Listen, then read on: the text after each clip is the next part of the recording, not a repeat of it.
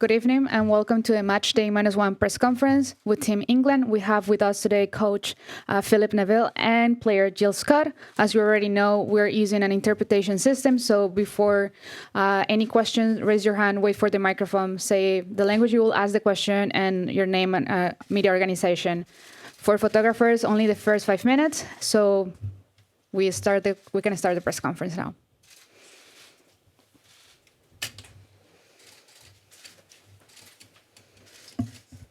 Question in English, Jessica Crichton, Sky Sports News. First to Phil, hi.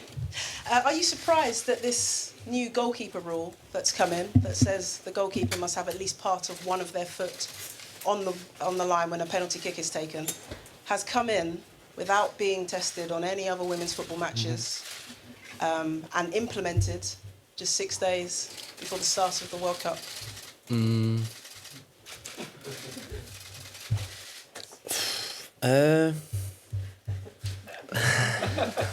Come on, Jess. Yeah, I think it's a surprise, but I think we're best probably speaking about that at the end of the World Cup. My true thoughts probably on a few things. I think we've just got to get on with it. The rules are the rules. We've had 2 talks. I've said it the other day. We've had 2 talks by the referees. The referees have adhered to those rules. And there's nothing we can do about it. We've just got to get on with it. The goalkeepers have got to deal with it. You know, I've got 3 keepers plus Ellie Roebuck, who's come as a 24th player, who are probably really frustrated and disappointed and can't see the reasoning behind it because it puts all the advantage in the forward. And we just got to accept it.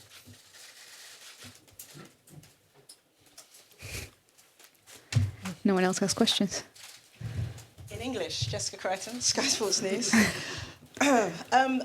So far, Phil, we've seen some really good first-half performances from England, particularly against Scotland and then against Japan. What is key for this England team to do that over 90 minutes? Well, we've actually played long. We've actually played longer than 45 minutes. We've had large parts of the game where we've played fantastic. I think I've been thinking about this a lot the last couple of days about. You can't dominate probably for the full 90 minutes all the time. The utopia for me as a coach is to do that, keep control for 90 minutes. But we're in a World Cup. Teams are fighting for their lives. They're well organised. They've got good technical players. So we're going to have periods where we're going to have to defend like we did against Japan and show other qualities. I'm not concerned whatsoever by anything that I've seen from my team so far. I think they've shown great qualities on and off the ball. And we'll need to show them qualities tomorrow against Cameroon to get any kind of result. Thank you. In the front. Question in English from Ian Herbert from the Mail. Phil, how as a male manager managing a women's team, how complicated is it at half time in terms of, does it limit the amount of time you can actually be in the dressing room at half time? Are there rules governing that, or do you just make a decision on how you deal with that, if you understand what I'm saying? Yeah, there's no rules. There's no FIFA rules when I can go in the dressing room or not. What I would say is that the managers that I've worked for in the past have all had different routines at half time. My manager at Manchester United used to come in straight away and just deal his half-time team talks within the first 2 or 3 minutes. Then you would get a period of seeing the physio, getting a massage, going to the toilet and dealing with the stuff that you have to deal with.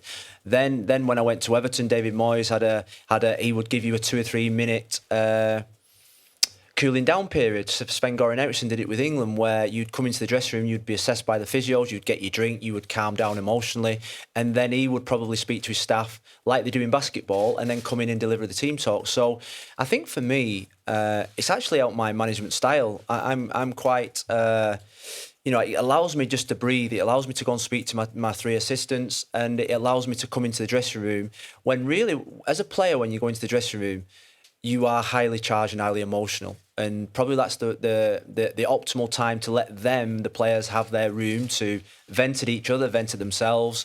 And then when I come in, they've got clarity of mind to listen to my team talk. So I've no limit of time. The other thing I would say is that all I asked for my staff is that I only want 2 minutes with them. I only need 2 minutes with them. And if I need longer than that, we're in serious trouble.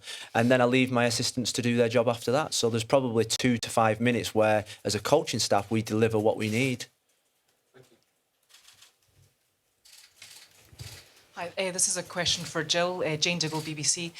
Jill, the last time you were involved in a match against Cameroon, it was 2012 for Team GB, the Olympics. You scored in that match. It's a very physical match. What do you remember of it, and what are you anticipating for tomorrow? Yeah, first of all, it was a fantastic experience being involved in that in 2012. And yeah, I remember they were very physical. You knew when you were going in for a tackle, you had to go in just as hard as they were. And I think that's something that we've got to note for tomorrow. We know that that is a big part of their game. Yeah, fantastic memories of scoring as well. But I know it's going to be tough. They work very hard all over the pitch, and we need to first and foremost match that and then try and get the ball down and play.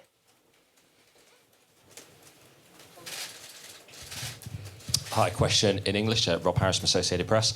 A couple of training grounds we've been to again today, and if we wanted to and didn't, you could easily find a rooftop position to look down on training, which the opposition could do as well. Is that something you've been concerned about? Anything that you've got anyone to raise with FIFA about just how exposed some of these training grounds are? Well, I think the first game we had, our training pitches were right next to Scotland's training pitch, and they had the elevated position, and I think it's something that we did broach at the time, because my technical staff and my fitness coach came out 9 months ago when we qualified and did the recce, and they said then that could be a red flag. I've never really got involved in worrying about the opposition getting my team. I think if they're going to get our team, they're going to get our team. I just focus on what we're going to do. Yes.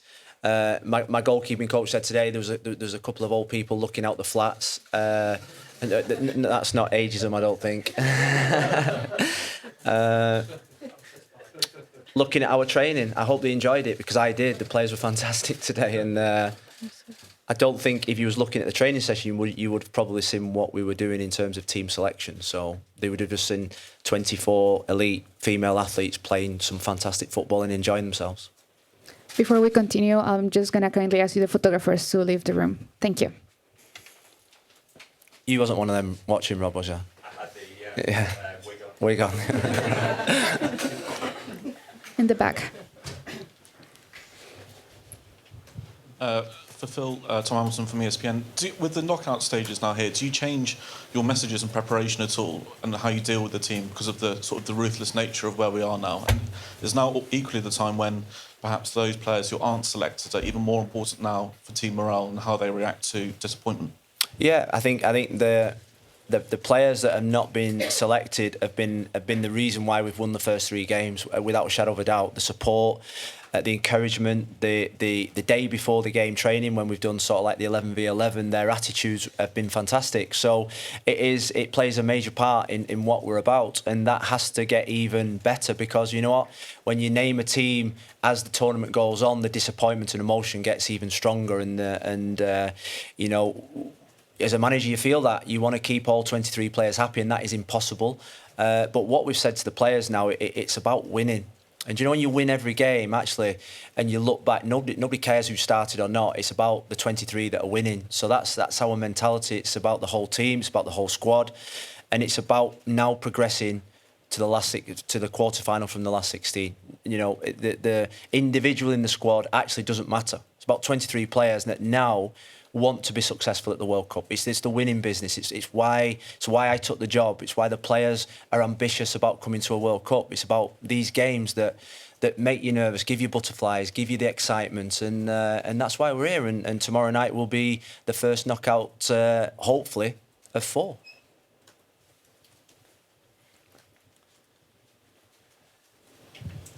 Neil Moxley from the Mirror is speaking in English. Phil, the Cameroon coach has just come in and said that England are a team with many weaknesses. I wonder what you think of those comments, and what you have got to say about the Cameroon team. Well, I actually thought he spoke nice about me. I think I saw those comments, so I quite like him. Look, if you watch England, you'll be watching England to try and find the weaknesses to beat England, just like we watch them and see their unbelievable strengths and weaknesses as well. It's no different. A coach is a coach. They are a team that's very unpredictable. I don't think they're a team that's the 46th best team in the world. I think they are better than that. The performances, I think they're probably alongside us in the toughest group, and they've come out and navigated the way out of the group. They've got dangerous players in the attacking third, and they're a team that will go for the victory.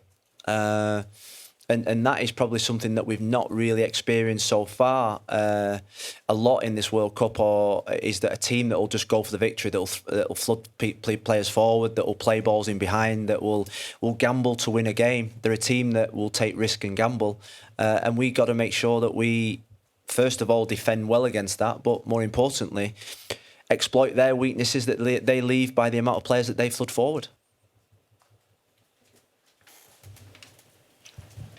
Thank you. I've got a question in English, please.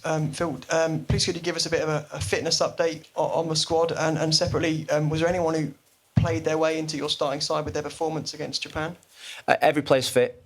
Every player's fit. There was some really big performances the other day. It was great to get Demi and Tony Duggan back. They've been out with injuries for 2 or 3 weeks, and we needed them to get the minutes. And when we were talking about after the game about the fatigue in the side, I would say that it was those that hadn't had much minutes that probably in the 70th minute started to feel the toil of playing in the first World Cup game. So they'll be better for that. Stanway, we spoke about, is ready to play in any World Cup game that we play in from now to the end of the tournament. And I suppose Rachel Daly was probably one of our standout players, playing in a position that probably nobody before the World Cup could foresee her playing in, on that right-hand side. But I thought she was outstanding, and she's never let me down in any position that I've asked her to be in. And you know, when we have the unit meetings for defence, midfield, and attack, she unfortunately has to go in all three because she's so versatile. Hi Phil, Dan Kilpatrick, Evening Standard, speaking in English. You've justified your rotation at the World Cup by saying you pick teams based on the opposition, based on their strengths. But if Cameroon are as unpredictable and an unknown quantity, like you say, is that still a sensible approach for this game? There's still got to be some science behind the selection. We're in the last 16. I've got to pick the best team that will get us to the quarter-final, just like I did against Japan. We made 7 changes against Japan, but at no time did I think that those 7 changes were a risk. Every team in this competition is making changes, not just the England managers making changes. I think rotation now is part of football. To ask a player to play in 7 games in a World Cup campaign, I think he's asking an awful lot. Even though we've improved unbelievably on the physical side of it, for you to get the best out of every single player, and with the quality and depth that we've got in our squad in particular, and other teams, you have to utilise and trust your squad. And a lot has been made of the fact that I do like to change my team. But you imagine the opposition facing us about, we were saying about Cameroon being unpredictable, they probably won't have a clue what our team is tomorrow or our tactics. So that puts us at an advantage as well. And my players enjoy it. The players enjoy it because everyone has a chance of playing, everyone has a chance of being involved, and that will continue. Question in English. Hiya. As we move into the knockout phase, you've spoken before about wanting your players to enjoy every minute and really soak up the experience. Does that change the atmosphere off the pitch? How do you keep things light and make sure that everyone's still having fun the whole time? It's even more important now. I think it's easy in pre World Cup warm-up games. Even the group games, you can always recover from a loss or a defeat or a draw in the group games. But I think it's even more important now to stick to your beliefs, your philosophy, and what you stand for. And having fun is a massive part. When I came to this job, I was a manager that probably was really serious, didn't probably have that sense of fun in me. But being around this set of players, it's probably up there in the top 3 of the most important things. When they're having fun, they're enjoying it, they play unbelievably well. So we have to integrate that into our training programme, our off-the-field programme, and probably every meeting that we have, there has to be an element of enjoyment and understanding and learning, improving. So we give them space to breathe, and that will continue throughout the tournament. Anyone who has questions for Jill? Hi,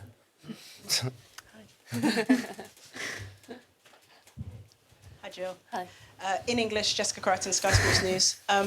Now that you're getting a little bit older, not old, older. Fourth World Cup. Phil Neville's described you as a freak that will just keep on going and going, and in a nice way. In the nicest possible way. A freak. Yeah, that will just keep going and going and going. Said that she's incredible in terms of her fitness, in terms of your professionalism. Have you had to change your approach to this World Cup, being that you are older and one of the more senior players, as opposed to when you first was part of a World Cup squad? You know what? I probably haven't. I think that's kind of one of the key things with me. I am all or nothing. You've probably seen that in past tournaments when I've been told to be careful when I'm on a yellow card, and I just can't do it, to be honest. But yeah, I think I've just made sure every single training session that I've give 100%, whether that be club, in a normal week's training, and just made sure that I've got myself as fit as possible. I never take getting selected for granted. So I always just think as long as I can go to bed at night and think I've done everything I could that day to be a better player. And I think one key as well is that I don't really look too far ahead. So it's done us all right so far. So I think, yeah, maybe I'll grow up one day, but I don't think that'll be soon. Thank you. A question for Gilles and Phil. I think there are 3 players in the squad who have more than 100 caps. That's you, Steph, and Karen. Yeah. So I was wondering, do you have a special relationship with these 2 girls? Like you are part of a close society, maybe. And to Phil, I was wondering, do you consider these 3 players differently, maybe, than the rest of the players because of their experience, their past? I think, yeah, I am close to Cameron and Steph just because we've been to a lot of tournaments together and had a lot of experience of playing for England as well. But as I said before, I'm quite immature as well, so I get on with the younger players just as well as the older ones. So I'll always be there to give them advice if needed, but that's probably more so on game day. But yeah, I think you do get them relationships with them players. I still have good relationships with past players that have played for England because you've experienced such highs and such lows together, and it's probably things that you wouldn't experience in normal friendships outside of sport. So yeah, I class them two as very close to me, and I feel very lucky to have gained them friendships on this journey. I think when you have players of great experience, you have to trust them. Trust them that they'll manage their own bodies and their own training programs and let them do what they feel is necessary to perform on a Saturday or a Wednesday or whatever day that we're playing. And that's what I like to do with particularly Jill and KB, because they know their own bodies. They've been there. They've been to World Cups. They know now when you get to a last 16 what they need to do in training. So they tend to guide me on what they need. And you trust them. Sometimes they need time off. Sometimes they want to do extra, and we trust them to do that. Thank you, Patrick. Evening Standard in English for Phil. Cameroon's nickname is the Indomitable Lionesses. If you could pick one adjective to describe your Lionesses, what would it be? Jill? Can I phone a friend? Jill? What was theirs? Indomitable. Indomitable. Oh, irreplaceable. Nice, yeah. There you go. Unpredictable, perhaps, as you said earlier. Us? Yeah. Was that not good enough? I like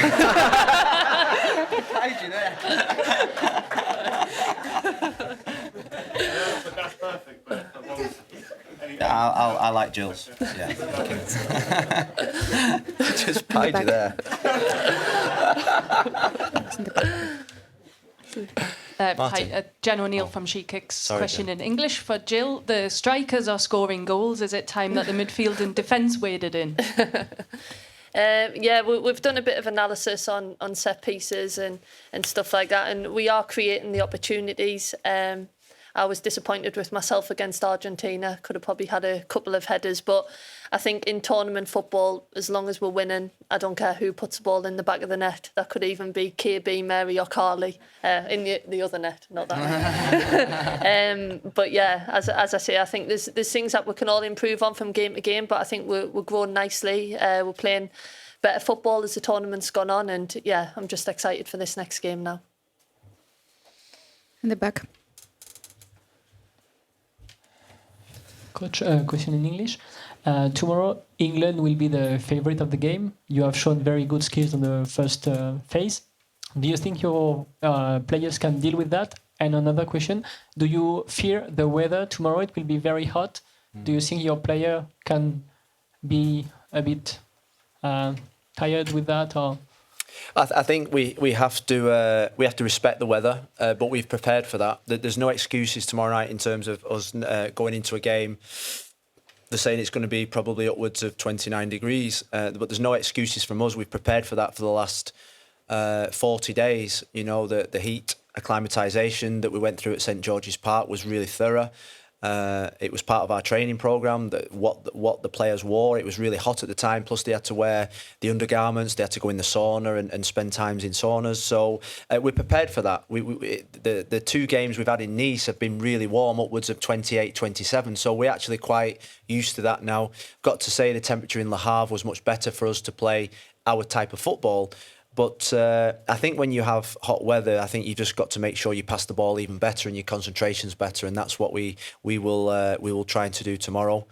In terms of the expectation, I think from me taking the job, we've put a lot of pressure on ourselves. So we did that because when we get to moments like this, we've practiced it for 16 months of going out there as the favourites, as the team that everybody wants to beat, and being able to perform under that pressure. So I think my players actually thrive under that now, and because we've been practicing it now for forever since I've got the job.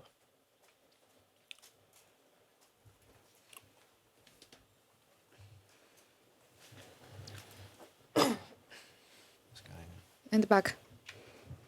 For Phil in English, just back on the penalties, have you had to change your sort of messages to the goalkeepers now about how they tackle these situations? Do you preach conservatism, or do you encourage them to take the risks and try and push it a little bit? Because with this sort of increased scrutiny now, they're changing, or they're having to change habits, which they've had for a career almost.